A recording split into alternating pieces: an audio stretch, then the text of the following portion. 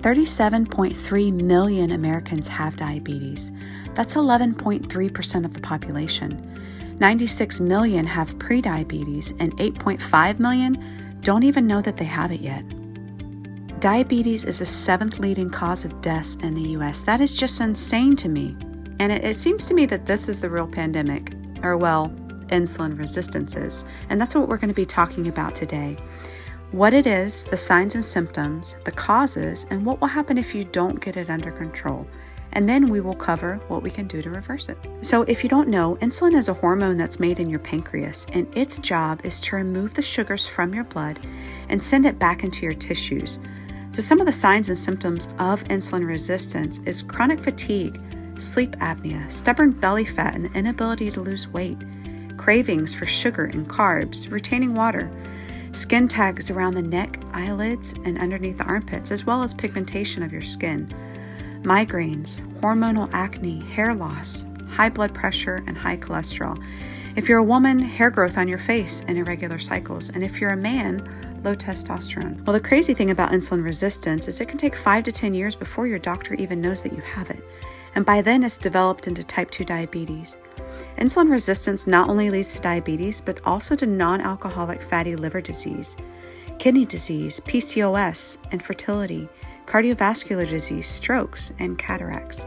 However, diabetes is not a chronic progressive disease like most people think. It is possible to reverse it because hundreds of thousands of people already have. So how do we go about doing it then? First, you have to understand the problem. Your body stores energy in 2 ways, sugar and fat.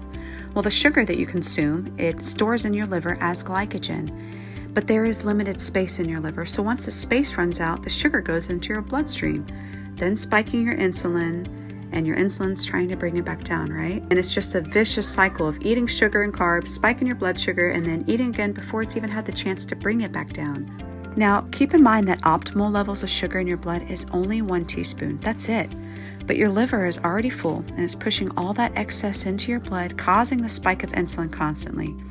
So you go to your doctor and they put you on metformin, and it seems to work for a few months, but then you start getting worse and worse and needing more insulin because you can't fix the issue by adding more insulin when insulin is the issue to begin with. So the more and more insulin you add, the more your body adapts, and it's like a never-ending cycle. And as you continue to take insulin, your body's going to take those excess sugars and force it back into your body, which then you'll store it as fat, and you'll keep gaining more and more weight. But you're not addressing the issue here. Let's say you have an alcoholic. You give them a drink, it's going to make them feel better, right? But it's going to worsen their condition. You cannot reverse alcoholism with more alcohol. Insulin is the same way. Check out Jason Fung on YouTube. He has some great videos on reversing diabetes. Here's a small clip. You have to understand that the key to treating diabetes is not to take more insulin. That makes things worse. The key is how are you going to get those insulin levels really low? So how do we bring those levels low? And that's where intermittent fasting comes into play. You have to first empty the glycogen storage, which means you have to stop putting junk in there, give it a chance to use all that up, right? And then you need to change your diet. If you don't change your habits, then you're just going to end up right back where you started. You have to stop eating processed carbs and sugars. Stop snacking all day. You got to give your body a chance to heal itself. Feed your body what it needs. And that's how you reverse diabetes.